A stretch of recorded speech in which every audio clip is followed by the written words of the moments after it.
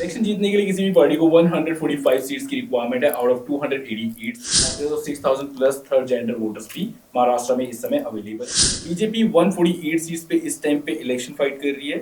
Shiv Sena 80 seat. 2019 के बाद महाराष्ट्र की पॉलिटिक्स में बहुत कुछ अलग हुआ, जिसकी वजह से आज हम दो एनसीपी पार्टीज देख रहे हैं और दो शिवसेना देख रहे हैं। आज से करीब करीब 58 इयर्स पहले बाला साहब ठाकरे जी ने फॉर्म की थी पार्टी। एकनाथ शिंदे और कुछ एमएलए नहीं चाहते थे महाविकास अघाड़ी के साथ। उद्धव ठाकरे ने जो पार्टी फॉर्म की उस पार्टी को शिवसेना ही कहते हैं, लेकिन उसके साथ यूबीटी आपको नॉर्मली देखने को मिलेगा, जो कि है उद्धव बाला साहब ठाकरे। शरद पवार की पार्टी इस इलेक्शन में जो चुनाव चिन्ह यूज कर रही है वो एक व्यक्ति, एक वाद्य यंत्र होता है तुरा, उसको बजाते हुए, तो वो फोटो आपको देखने को मिल जाए।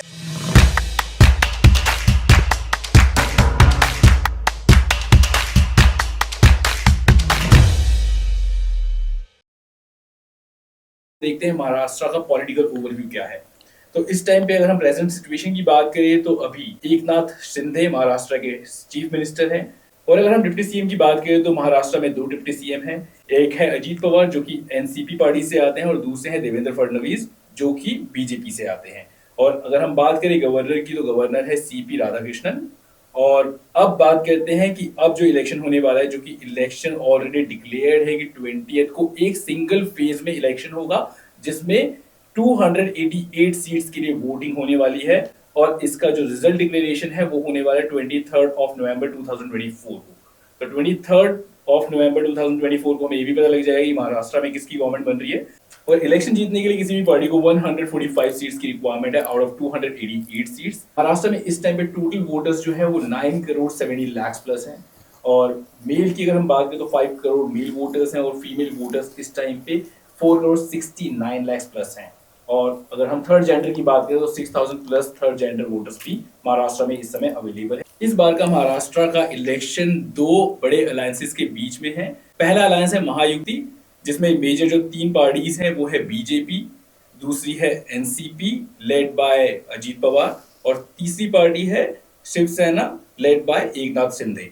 और दूसरे अलायंस की अगर हम बात करें तो वो है महाविकास अघाड़ी, जिसके अंदर तीन मेजर पार्टीज हैं, INC Indian National Congress, second party है NCP led by Sharad Pawar, and third party है शिवसेना लेड बाय उद्धव ठाकरे। देख लेते हैं कि किस तरीके से सीटों का डिस्ट्रीब्यूशन हुआ है और कितनी सीटों पे कौन सी पार्टी इस टाइम पे कंटेस्ट कर रही है। महायुति अलायंस की अगर हम बात करें तो उसमें जो सीट्स का डिस्ट्रीब्यूशन है वो कुछ इस तरीके से है।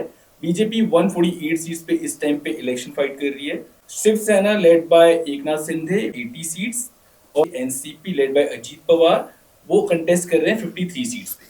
और अब बात करते हैं महाविकास अघाड़ी अलायंस की। कांग्रेस 103 पे कंटेस्ट कर रही है इस इलेक्शन को। शिवसेना लेड बाय उद्धव ठाकरे वो कंटेस्ट कर रहे हैं 89 सीट्स पे, और NCP led by Sharad Pawar वो कंटेस्ट कर रहे हैं 87 सीट्स पे। 2019 के बाद महाराष्ट्र की पॉलिटिक्स में बहुत कुछ अलग हुआ, उथल पुथल हुआ, जिसकी वजह से आज हम दो एनसीपी पार्टीज देख रहे हैं और दो शिवसेना देख रहे हैं। और अगर मैं शिवसेना की बात करूं तो शिवसेना आज से करीब करीब 58 इयर्स पहले बाला साहब ठाकरे जी ने फॉर्म की थी पार्टी, और 19 जून 1966 वाज द डेट। पर 10 दिसंबर 2022 को शिवसेना का स्प्लिट हुआ, और अब दो शिवसेना है। एक जो शिवसेना है वो एकनाथ शिंदे लीड करते हैं, और दूसरी जो है वो उद्धव ठाकरे लीड कर रहे हैं। अगर हम बात करें स्प्लिट हुआ क्यों या दो ये शिवसेना क्यों बनी, तो उसका सबसे बड़ा रीजन ये है कि एकनाथ शिंदे और कुछ एमएलए नहीं चाहते थे महाविकास अघाड़ी के साथ कंटिन्यू करना अपने अलायंस को, जिसकी वजह से ये स्प्लिट होना इंपॉर्टेंट था। इसलिए एकनाथ शिंदे और कुछ एमएलए ने पार्टी से अपने आप को अलग कर लिया। और जैसे ही दो शिवसेना पार्टी फॉर्म हुई उसके बाद जो सबसे इंपॉर्टेंट क्वेश्चन था वो ये था कि अब चुनाव चिन्ह और पार्टी का जो ओरिजिनल नेम है वो कौन यूज करेगा। तो पार्टी के स्प्लिट के साथ ही एकनाथ शिंदे की पार्टी को ओरिजिनल नेम और पार्टी का चुनाव चिन्ह यूज करने का अधिकार भी मिल गया।